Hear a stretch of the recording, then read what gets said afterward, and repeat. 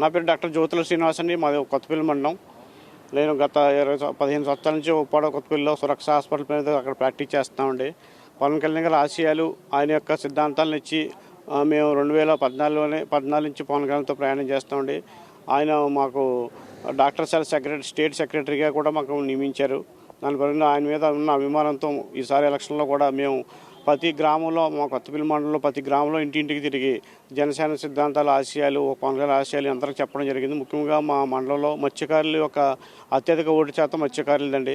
మత్స్యకారులు మామూలుగా అందరూ కూడా పూర్వం నుంచి కూడా తెలుగుదేశానికి, వైఎస్ఆర్కి అనుబంధంగా ఉన్నారు. కాకపోతే ఈసారి కంపల్సరీగా పవన్ కళ్యాణ్ గారు మీద ఇచ్చిన హామీలను వాళ్ళు నమ్మి గొట్టేదేస్తున్నారు. తర్వాత కోల్డ్ స్టోరేజ్, తర్వాత మినీ హార్బర్ అన్నీ కూడా పూర్తిగా వర్క్ చేస్తానని ఆయన చెప్పడంతో ఆయన అందరూ కూడా నమ్మి మత్స్యకారులు ప్రత్యేకంగా భారీ ఎత్తున ఈసారి ఓటింగ్ ఇవ్వడం జరిగింది. మత్స్యకారు గ్రామాలతో పాటు వేవర్స్లో ఉన్న ఈ జమ్దాని యొక్క చీరల యొక్క ఎక్స్పోర్ట్లు అన్నీ కూడా అబ్బాయి ఏర్పాటు చేస్తున్నారు. అన్నీ కూడా నమ్మి ప్రతి ఒక్కరు కూడా పవన్ కళ్యాణ్ గారు చేస్తారని నమ్మకంతో ఈసారి ఓటింగ్ చేశారు. భారీ స్థాయిలో ఓటింగ్ జరిగింది. కొన్ని బూత్తులు అయితే 90% వరకు కూడా ఓటింగ్ జరిగింది.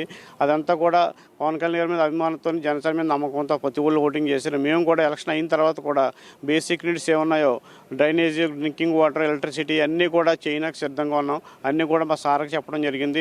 బేసిక్ నీడ్స్ అన్నీ కూడా మేము డోర్ డోర్కి వెళ్ళినప్పుడు వచ్చిన ప్రాబ్లమ్స్ వాళ్ళు చెప్పిన ప్రాబ్లమ్స్ అన్నీ కూడా నాగబంద్రబాబు గారికి పైన అందరికీ చెప్పడం జరిగింది. వాళ్ళందరూ కూడా ఎలక్షన్ అయిన తర్వాత చేస్తాను. అతి త్వరలోని డెవలప్మెంట్ వర్క్లు స్టార్ట్ చేసి ఏవైతే మా పార్టీ నుంచి వాళ్ళు ఆశించారో అన్నీ కూడా చేయడానికి మేము సిద్ధంగా ఉన్నాం.